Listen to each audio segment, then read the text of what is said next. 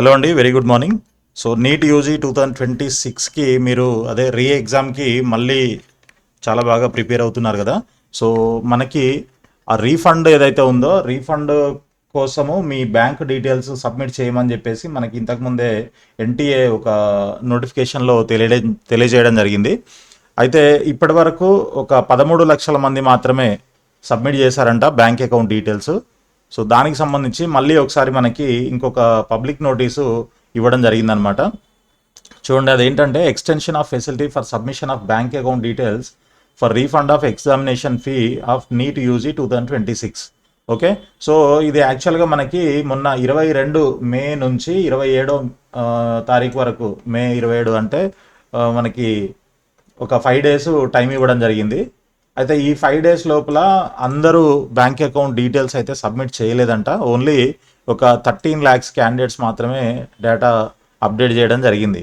అయితే మరి మిగిలిన వాళ్ళు కూడా చేయడానికి టైం కావాలి కాబట్టి వాళ్ళు ఈ టైంని ఎక్స్టెండ్ చేస్తూ, ఈ డేట్ ఎక్స్టెండ్ చేస్తూ మనకి ఎప్పటి వరకు ఇచ్చారు, జూన్ 22 వరకు, జూన్ 22, 2026 వరకు ఇచ్చారు. జూన్ 21 వరకు మనకి 21 మనకి ఎగ్జామ్ ఉంది కదా. సో 22 దాకా టైం ఇవ్వడం జరిగిందనమాట. సో ఇప్పటివరకు అంటే మనకి ఆల్మోస్ట్ 22 ల్యాక్స్ ప్లస్ స్టూడెంట్స్ దీనికి అప్లై చేస్తున్నారు కాబట్టి వాళ్ళంతా కూడా ఈ రీఫండ్ కోసం వాళ్ళ బ్యాంక్ డీటెయిల్స్ అయితే సబ్మిట్ చేయాల్సి ఉంటుంది. మరి ఇప్పటివరకు ఓన్లీ 13 లక్షల మంది మాత్రమే చేశారు కాబట్టి మిగిలిన వాళ్ళు కూడా చేస్తారన్న ఉద్దేశంతో జూన్ 22 వరకు ఎక్స్టెండ్ చేశారనమాట వీళ్ళు. అయితే ఇంకా ఇప్పటివరకు ఎవరెవరైతే చేయలేదో వాళ్ళందరూ కూడా తప్పకుండా చేయండి. మీరు కట్టిన ఫీ ఏదైతే ఉంటుందో ఆ ఫీజు మళ్ళీ మీరు సబ్మిట్ చేసిన బ్యాంక్ అకౌంట్కి మాత్రమే రీఫండ్ అవుతుంది. సో చాలామంది ఇంకా చేయలేదు.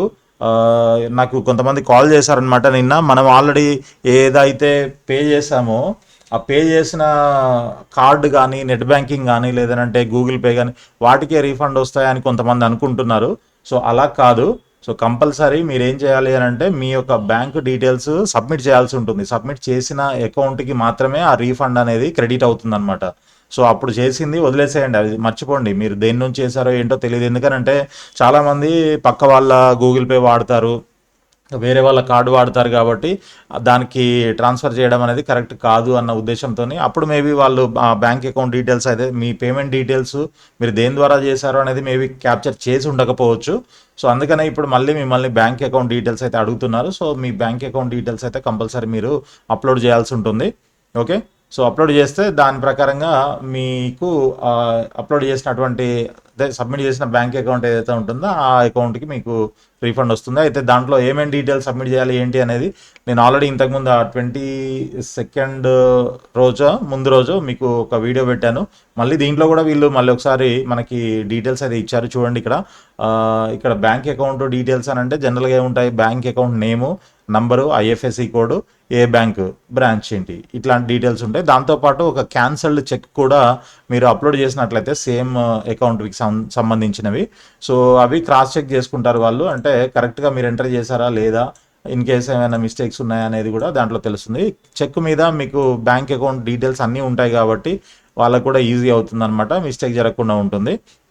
సో ఒకసారి మీరు బ్యాంక్ అకౌంట్ డీటెయిల్స్ సబ్మిట్ చేశారు అని అంటే మళ్ళీ ఎట్టి పరిస్థితులలో వాటిని మాడిఫై చేయడానికైతే ఛాన్స్ ఉండదు. కాబట్టి ఒకసారి చేసేటప్పుడే ముందే మీరు అన్నీ కరెక్ట్గా ఉన్నాయా లేదా క్రాస్ చెక్ చేసుకొని 1-2 సార్లు దాన్ని అప్లోడ్ చేయడానికి ప్రయత్నం చేయండి. ఓకే, సో అది ఎలా చేయాలి అనే దానికి మళ్ళీ ఇక్కడ మనకి స్క్రీన్ షాట్స్ కూడా ఇవ్వడం జరిగింది. చూడండి, సో మనకి ఓటీపీ ఒకటి ఎనేబుల్ చేశారు రీసెంట్గా.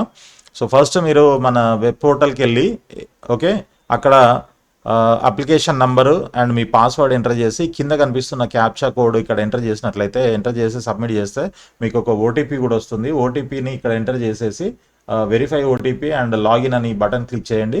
క్లిక్ చేసినట్లయితే మీకు లాగిన్ అవుతుంది. లాగిన్ అయిన తర్వాత ఈ డీటెయిల్స్ మీరు అక్కడ సబ్మిట్ చేయాల్సి ఉంటుంది. Account holder name and as per bank account అనమాట. తర్వాత IFSC code, account number, bank name, తర్వాత upload scanned copy of cancel check.